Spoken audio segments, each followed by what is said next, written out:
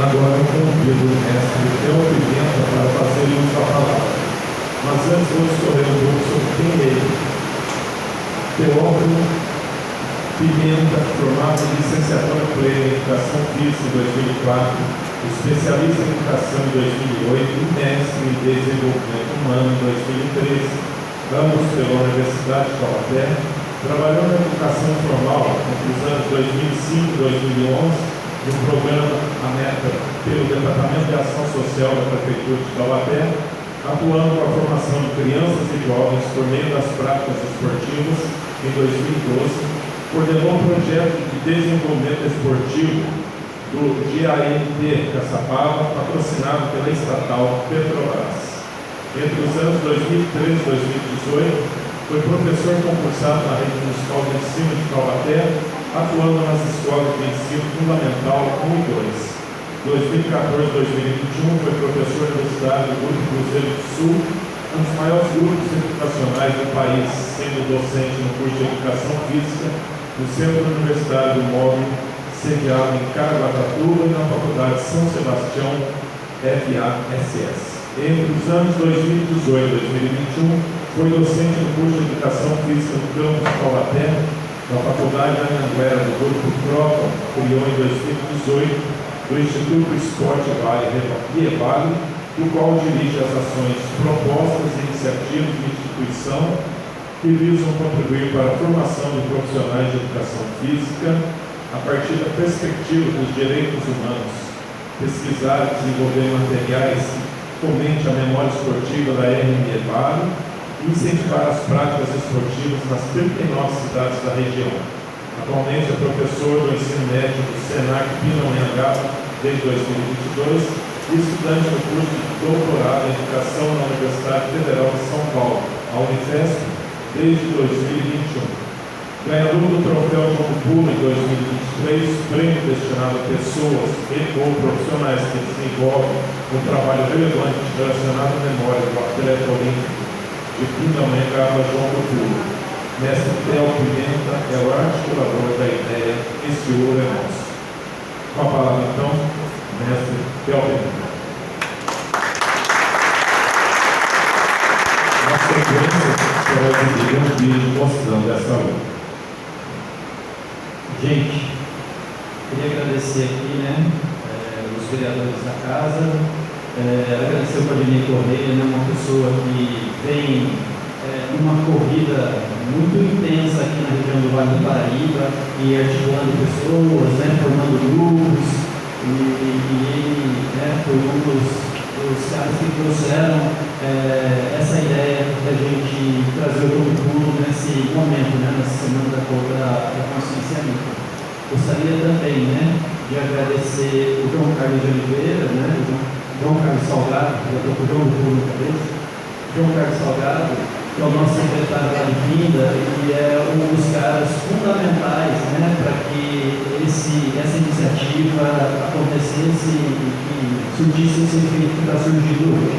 A Cidinha também, uma outra parceira que não mede esforços para nos ajudar nessa campanha que a gente vem desenvolvendo por todo o mundo. E a Thaís, desde o princípio, ela, não sei porquê, mas ela me agradece por estar fazendo esse trabalho em torno da memória do Jogo Pulo. Eu acho que quem tem que agradecer sou eu pela me autorizar a falar do nome do pai dela. E aí foi um projeto que a gente iniciou na minha escola, eu trabalho no SENAC no ensino médio, e a gente começou um projeto simples, para levar a memória de um atleta olímpico tão importante de Pindamonhangaba, que estava, a sua história estava deixada de lado pela cidade, E aí teve vários movimentos ali, que a gente viu na cidade, tira a estátua, coloca a estátua aí, vai para lá, volta para cá, e nisso, eu sou um estudante, estudo desde os meus 7 anos. Vocês vão falar, ixi, não aprendeu nada, mas eu sou um estudante desde desde sempre, né? E eu gosto muito de estudar a vida das pessoas, né? Não sou desse pessoal do sushi da vida, né? Mas eu gosto de estudar a memória, né? E como professor de educação física, eu aprendi, né, que eu tinha que vincular as coisas com a minha área, né? Para fazer uma coisa mais coerente. E eu trouxe os Olímpicos e as Olímpicas do Vale no primeiro momento, em 2018, a partir do instituto que eu dirijo, e fui trabalhar no SENAC, e eu tinha essa ideia de levar o nome do João do Pulo para trabalhar com a memória do João do Pulo.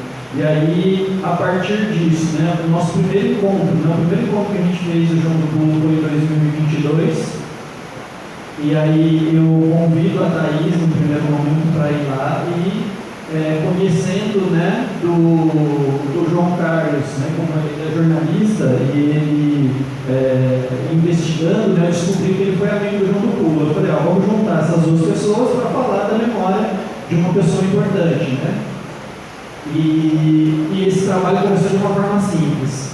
E normalmente, né, minha mãe sempre falava para mim, eu não acreditava, né? Começa pequeno, mas sonha grande, né? Eu nunca sonhei com nenhum trabalho meu, mas o trabalho do João do Pulo está sendo tão importante, né? Porque ele está me levando a lugares que eu nunca estive no meu tempo de profissional, né? Nunca estive numa casa de vereadores falando com pessoas homenageadas, pessoas importantes e relevantes da cidade. E isso está sendo muito legal. João do Pulo, ele, assim como qualquer garoto negro, né, nasceu pobre, muito humilde, e ele sonhava, né, como toda criança sonhava em ter uma vida, né, uma vida dentro do esporte. Mas ele, né, foi muito esportista, ele foi goleiro do Corinthians, ele tentou futebol, não era tão bom, tanto é que foi pro gol, né? E depois, né, muito esportivo, experimentou várias modalidades, né, vários esportes, né, e isso fez com que ele chegasse em algum momento, alguém visse nele uma possibilidade dentro do atletismo. A gente que é do esporte, a gente sabe, né? Quanto mais experimentos a gente tiver, quanto mais oportunidades, possibilidades a gente tiver, é importante, né, para uma fase de especialização.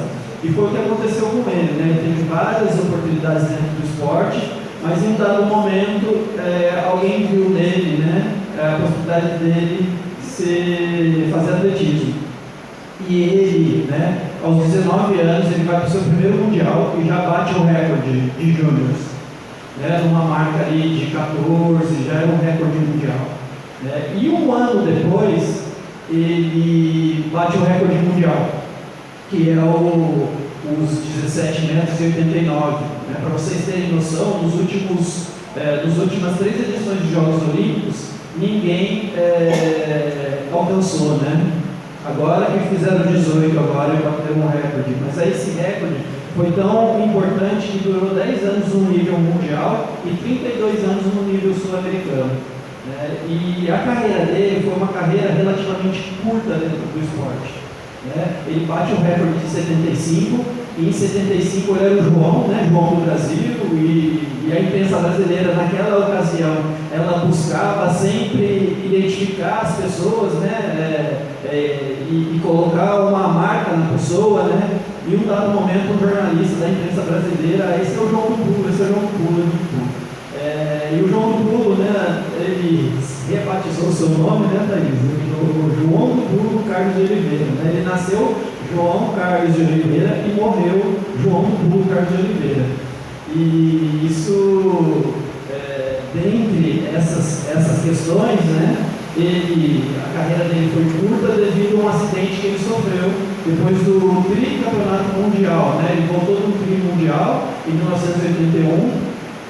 E ele vai para um encontro, né, de estudantes de educação física, né, de falar sobre a sua carreira, né, de final de ano, né, homenageado, e na volta ele sofre um grave acidente, né, e esse grave acidente ele fica 333 dias no hospital, lutando pela vida, e depois nesse final desse tratamento ele teve que amputar a sua perna direita.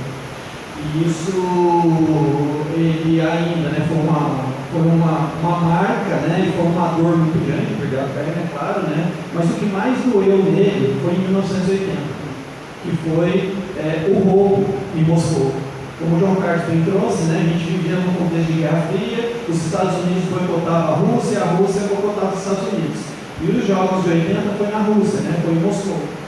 E o João Bruno chegou como uma grande estrela que era, né, todo mundo reverenciando, imprensa mundial ali, esperando ele chegar, né, e ele era o grande nome, né, o Pelé tinha deixado de jogar futebol e ele iria se tornar uma nova personalidade esportiva do Brasil, né? Aliás, ele foi uma personalidade esportiva do Brasil.